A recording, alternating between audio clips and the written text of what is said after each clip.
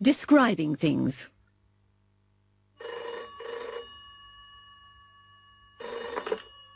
British Rail lost property, Waterloo. Oh, good morning. I left my briefcase on the train this morning. I wondered if it had been handed in. Which train, sir? Sorry, the 747 from Bournemouth. Can you describe the briefcase, sir? Yes. It's sort of, well, an average-size, rectangular, black leather briefcase with brass locks. We've got rather a lot like that, sir. Did it have your name on it? No, not my name. But it's got the initials JR near the handle. Hang on then, sir. I'll just go and have a look.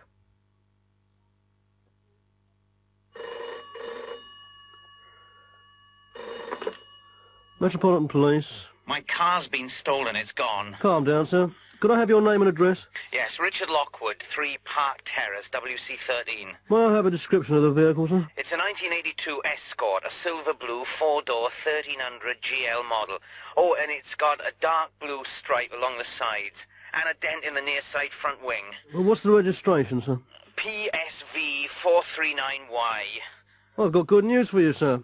It hasn't been stolen. It's been towed away. It was parked in a double yellow line. You can collect it from the police compound. And you'd better bring your chequebook with you.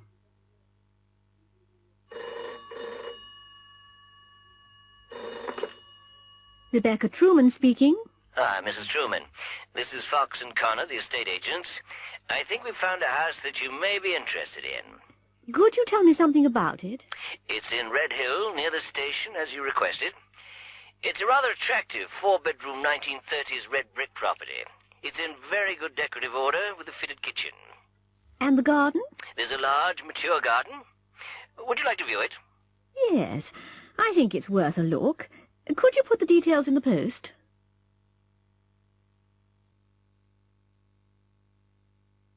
Describing people. Donna. Well, she's quite a lively, talkative person in her late teens. She's fairly tall, with a good figure. She's got a heart-shaped face with a small sort of turned-up nose. It's very attractive, really. She's got long, black, wavy hair and blue eyes with very long eyelashes. Her complexion is, well, she's olive-skinned. Her lips are very full, and she's got dimples. Dimples in her cheeks. Colin, he's a very big guy, you know, well-built with very broad shoulders. Not fat, really. Really, just well-built. He's in his early 30s. He's got a long face with thin lips. Oh, and a small scar on his chin. He's got very short, fair hair, but with long sideburns and a moustache. Eyes? I haven't really noticed the colour. He wears glasses. He's got thick eyebrows and a kind of a long, straight nose. He's fairly reserved, thoughtful, sometimes even moody. Janet? She's sophisticated. Well-dressed, expensive hairstyle and so on. I'd say she was in her late 30s or early 40s, but she looks younger. She's about average height and very slim. Her hair's very blonde, dyed, I think, but I'm not sure about that. It's always very neat, not long. She's got pale grey eyes with thin eyebrows. Her face is always sunburned and very well made up. It's an attractive face, not really beautiful, but very attractive, you know what I mean. High cheekbones, small chin. Oh, and yes, there's a beauty spot on her left cheek. She's a very calm and reliable sort of person, very sociable and always very, very polite. Robert? Oh, Robert's a wonderful person, really. He's elderly, but not old. Still very lively and amusing. He's probably in his early 70s.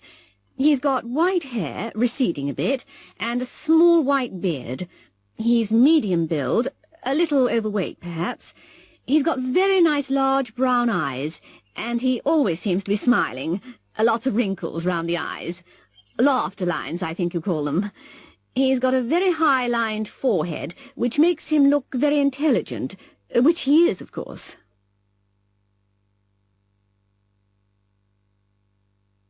Budget Day. The British government normally announces changes in taxation once a year. This usually happens in March, when the Chancellor of the Exchequer reads his budget proposals in the House of Commons. He outlines the changes in taxation which will balance government income and expenditure for the next year. Sometimes the changes in indirect taxation take effect immediately.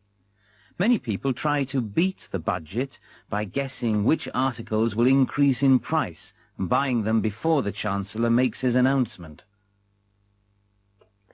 Hello, darling. You're late. Yes, I went to the garage to get some petrol. But that only takes 5 minutes, doesn't it? Not today. There was a queue halfway down the road. Really? Why? There isn't another oil crisis, is there? No, they were all filling their tanks to beat the budget. Everybody expects a big increase in tax on petrol. I bought 10 gallons. Says in the paper that they might increase taxes on electrical goods. Perhaps we should buy that new fridge-freezer we were looking at. What do you think? Yes, we need one anyway. Can you get to the shop at lunchtime? I'm afraid not. Look, we know how much it is. Why don't you write a cheque and send Stuart to buy it? All right, if you're sure we can afford it. It was an Electrolux 1241, wasn't it? Send him to get it at the showroom in Highfield Road. They had it on special offer. Stuart, switch on the television, will you? I want to hear the news about the budget. Right, Mum. And here are the major points about today's budget again. In order to raise £60 million, the government proposes to increase the duty on tobacco. This will mean an increase of 15p on a packet of cigarettes, which should please anti-smoking campaigners. The Chancellor has also increased the duty on beer, wines and spirits in order to raise an extra £400 million in revenue. The government has also increased petrol tax by 15% so as to encourage energy saving. Value-added tax has been reduced by 2% so as to stimulate the economy. This will mean that household goods, televisions, washing machines, fridges, etc. will go down in price.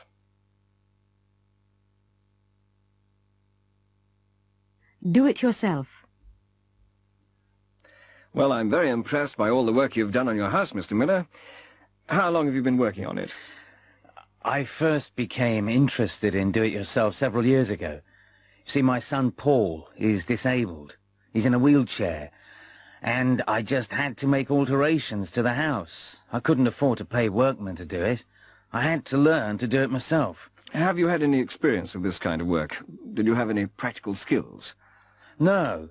I got a few books from the library, but they didn't help very much. Then I decided to go to evening classes so that I could learn basic carpentry and electrics. What sort of changes did you make to the house? First of all, practical things to help Paul. You never really realise the problems handicapped people have until it affects your own family. Most government buildings, for example, have steps up to the door. They don't plan buildings so that disabled people can get in and out. We used to live in a flat, and of course it was totally unsuitable. Just imagine the problems a disabled person would have in your house. We needed a large house with wide corridors so that Paul could get from one room to another. We didn't have much money, and we had to buy this one. It's over 90 years old, and it was in a very bad state of repair. Where did you begin? The electrics. I completely rewired the house so that Paul could reach all the switches. I had to lower the light switches and raise the power points. I went on to do the whole house so that Paul could reach things and go where he wanted. What else did you do? By the time I'd altered everything for Paul, do-it-yourself had become a hobby. I really enjoyed doing things with my hands. Look, I even installed smoke alarms. What was the purpose of that? I was very worried about fire. You see, Paul can't move very quickly. I fitted them so that we would have plenty of warning if there were a fire. I put in a complete burglar alarm system. It took weeks. The front door opens automatically, and I'm going to put a device on Paul's wheelchair so that he'll be able to open and close it when he wants. What are you working on now? I've just finished the kitchen. I've designed it so that he can reach everything. Now I'm building an extension so that Paul will have a large room on the ground floor where he can work. There's a £10,000 prize. How are you going to spend it? I'm hoping to start my own business so that I can convert ordinary houses for disabled people. I think I've become an expert on the subject.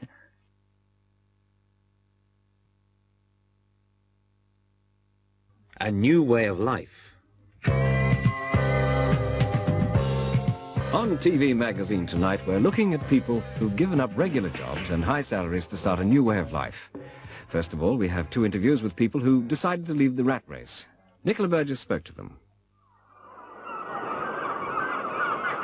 This is the Isle of Skye. Behind me you can see the croft belonging to Daniel and Michelle Burns, who gave up their jobs to come to this remote area of Scotland. Daniel was the sales manager of High Vita, the breakfast cereal company, and Michelle was a successful advertising executive. Michelle, can you tell us what made you give up everything to come here? Everything? That's a matter of opinion. A big house and 2 cars isn't everything. Dan and I both used to work long hours. We had to leave so early in the morning and we came home so late at night that we hardly ever saw each other. We should have come here years ago, but we were earning such big salaries that we were afraid to leave our jobs. In the end, we had so little time together that our marriage was breaking up. So, 2 years ago, we took a week's holiday in the Scottish Highlands. We saw this place, and we both fell in love with it. It was for sale, and we liked it so much that we decided to give up our jobs, and here we are. How do you earn a living, if you don't mind me asking? We don't need very much. We keep sheep and goats, grow our own vegetables. We've got a few chickens. It's a very simple life, and we're not in it for profit. We're still so busy that we work from 5 in the morning until 8 at night. But we're together. We're happier than we've ever been, and we're leading a natural life. There must be some things you miss, surely. I don't know. We knew such a lot of people in London, but they weren't real friends.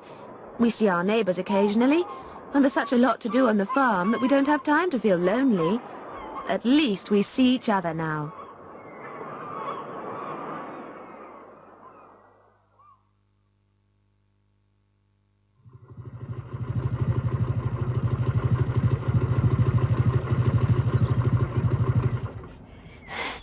The motorbike I'm sitting on is a very special one. Special because it's been all the way around the world. It belongs to Luke Saunders, who has just returned to England after a 3-year motorcycle journey. Luke, what led you to leave your job and make this trip? I worked in a car factory on the assembly line. All I had to do was put 4 nuts on the bolts that hold the wheels on. It's done by robots now, and a good thing too. The job was so routine that I didn't have to think at all. I bought this Triumph 750cc bike second-hand, fitted 2 panniers on the back, and just set off for Australia. What did you do for money? I had a bit of money to start with, but of course it didn't last long, and I had to find work where I could. I've done so many different things. Picked fruit, washed up, worked as a mechanic. How did people react to you? In India, for example. Everywhere I went, the people were so friendly that problems seemed to solve themselves. There was such a lot of interest in the bike that it was easy to start a conversation. You know, often you can communicate without really knowing the language. Did you ever feel like giving up, turning round and coming home? Only once, in Bangladesh. I became so ill with food poisoning that I had to go to hospital, but it didn't last long. You've had such an exciting time that you'll find it difficult to settle down, won't you? I'm not going to. Next week I'm off again, but this time I'm going in the opposite direction. See you in about 3 years' time.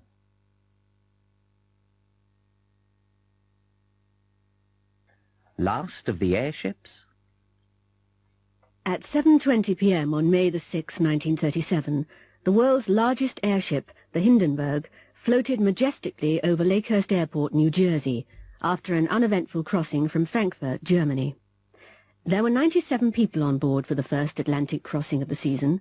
There were a number of journalists waiting to greet it. Suddenly, radio listeners heard the commentator screaming, "Oh my God! It's broken into flames! It's flashing! Flashing! It's flashing terribly!" 32 seconds later, the airship had disintegrated, and 35 people were dead. The age of the airship was over. The Hindenburg was the last in a series of airships which had been developed over 40 years in both Europe and the United States. They were designed to carry passengers and cargo over long distances. The Hindenburg could carry 50 passengers, accommodated in 25 luxury cabins, with all the amenities of a first-class hotel. All the cabins had hot and cold water and electric heating. There was a dining room, a bar, and a lounge with a dance floor and a baby grand piano. The Hindenburg had been built to compete with the great luxury transatlantic liners. It was 245 meters long, with a diameter of 41 meters. It could cruise at a speed of 125 kilometers per hour and was able to cross the Atlantic in less than half the time of a liner. By 1937, it had carried 1,000 passengers safely and had even transported circus animals and cars. Its sister ship, the Graf Zeppelin, had flown 1.5 million kilometers, and it had carried 13,100 passengers without incident. The Hindenburg was filled with hydrogen, which is a highly flammable gas, and every safety precaution had been taken to prevent accidents. It had a smoking room, which was pressurized in order to prevent gas from ever entering it. The cigarette lighters were chained to the tables, and both passengers and crew were searched for matches before entering the ship. Special materials, which were used in the construction of the airship, had been chosen to minimize the possibility of accidental sparks, which might cause an explosion. Nobody knows the exact cause of the Hindenburg disaster.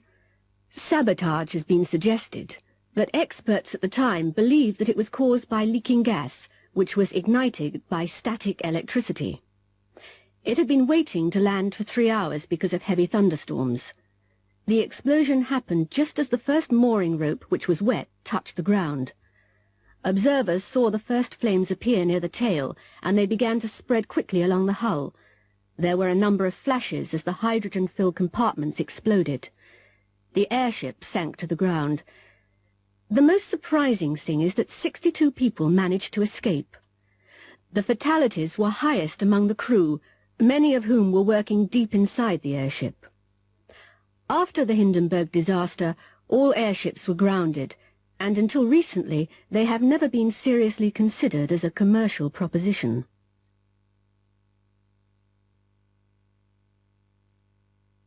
The knowledge.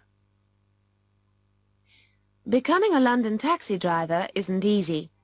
In order to obtain a license to drive a taxi in London, candidates have to pass a detailed examination.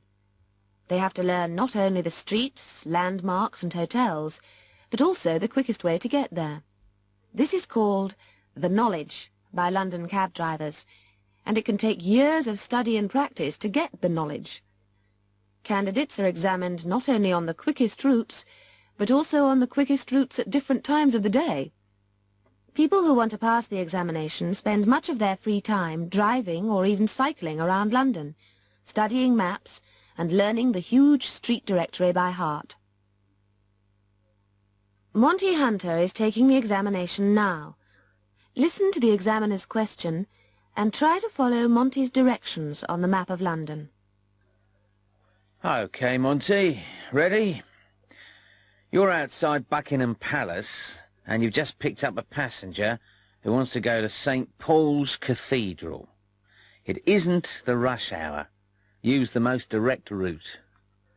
I go straight along the Mall, round the one-way system at Trafalgar Square, and turn into Northumberland Avenue. I turn left along the embankment and carry on as far as Blackfriars Bridge. Turn left into New Bridge Street, then right at Ludgate Circus and up Ludgate Hill to St. Paul's. Travelling on the London Underground, the Tube, presents few difficulties for visitors because of the clear colour-coded maps. It's always useful to have plenty of spare change with you, because there are often long queues at the larger stations. If you have enough change, you can buy your ticket from a machine. You will find signs which list the stations in alphabetical order with the correct fares near the machines. There are automatic barriers which are operated by the tickets. You should keep the ticket because it's checked at the destination. Listen to these people talking about the underground map and follow their routes on the map.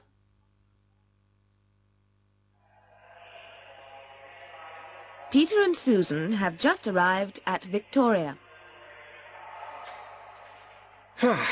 Right. We've got to get to Baker Street. Can you see it? Yes, it's up here. It looks easy enough. We just take the Victoria line to Green Park, then change to the Jubilee line. That goes straight there. It's only the second stop from Green Park.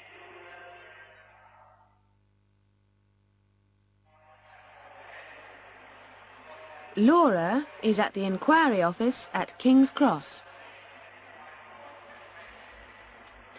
Oh, excuse me. How do I get to King's Road, Chelsea? I mean, which is the nearest tube station? You want Sloane Square? Take a look at this map. The best way is to take the Victoria line. That's this light blue one, as far as Victoria Station. Then you'll have to change. When you get to Victoria, follow the signs for the Circle and District lines. They're on the same platform. Then take the first eastbound train. It doesn't matter which one it is. Sloane Square's the next stop. Thank you very much indeed.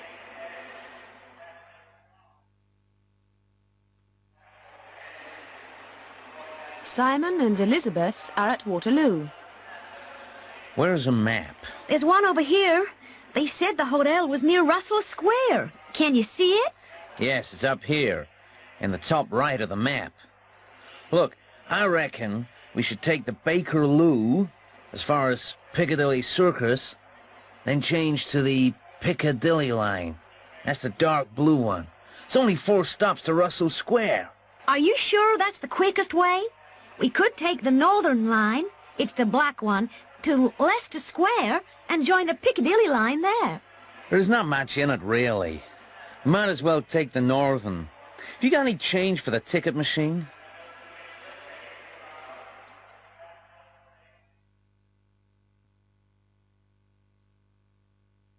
The 8 o'clock news. Good evening, and here is the 8 o'clock news. 5,000 people marched through the streets of Chesilworth today, protesting against plans for a new international airport near the town. Although there was such a large number of demonstrators, there was no trouble. The demonstrators marched to the town hall where a public inquiry into the plans was taking place and handed in a petition to the chairman of the inquiry. A new airport is needed because the other airports in the London area are overcrowded. Several sites for the new airport have been suggested, and Chesilworth was considered because it is near both a major motorway and a railway line. Although it was a protest march, there was almost a carnival atmosphere, and both demonstrators and police remained good-humoured. Families were evacuated from 4 streets in the centre of Glasgow today because of a gas explosion. The explosion occurred at 10 a.m. in a deserted house in Mickle Street. Gas board officials believed that the explosion was due to leaking gas. The house had been empty for several months, and they suspect that a gas main had cracked because of vibration from roadworks in the street. Windows 100 metres away were broken by the blast. The police have forbidden anyone to enter the area until the gas board has completed tests. SE rescue helicopters from RAF Sopwith were called out after a yacht capsized in a storm off the Devon coast. Despite high seas, the helicopters lowered rescue teams to try and save the crew. 2 men and a girl were pulled to safety. Unfortunately, the other 2 crew members died in spite of the rescue team's efforts. One was lost at sea, the other was rescued and taken to hospital, but was dead on arrival. The Coast Guard had warned small boats to stay in the harbour, but the yacht, the Neptune III from Poole, had set out for France despite the warnings.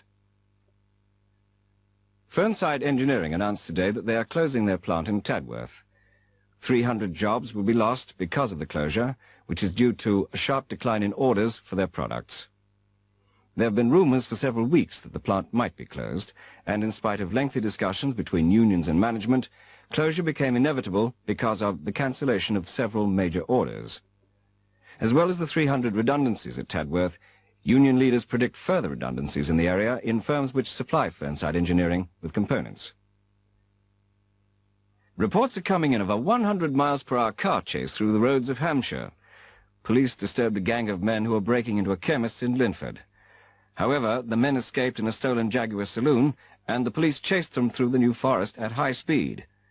The Jaguar was forced off the road near Bransley. The men were armed with shotguns, but nevertheless police officers chased them across a field. Several shots were fired. Fortunately, however, no one was injured, and the men were taken into custody. Brighton Bell the 14th, a 4-year-old Dalmatian bitch became the supreme champion dog at Crufts Dog Show in London. There were almost 10,000 dogs on show, worth around £8 million. There were 120 judges looking at 144 different breeds of dog. Brighton Bell XIV is expected to earn up to £100,000 in breeding and advertising fees. And last day's sport. Eastfield United are through to the next round of the European Cup after an exciting match in Scotland. Dunroman Rangers scored twice in the first half, and although Eastfield were 2 down at half-time, they went on to win with a hat-trick by Trevor Franklin in the second half. Towards the end of the second half, Franklin was limping because of a knee injury, but nevertheless managed to score the winning goal 1 minute from time. The game was stopped twice because of fighting in the crowd, but in spite of the trouble and in spite of the appalling weather, both teams played well. Viewers will be able to see highlights of the match after the news.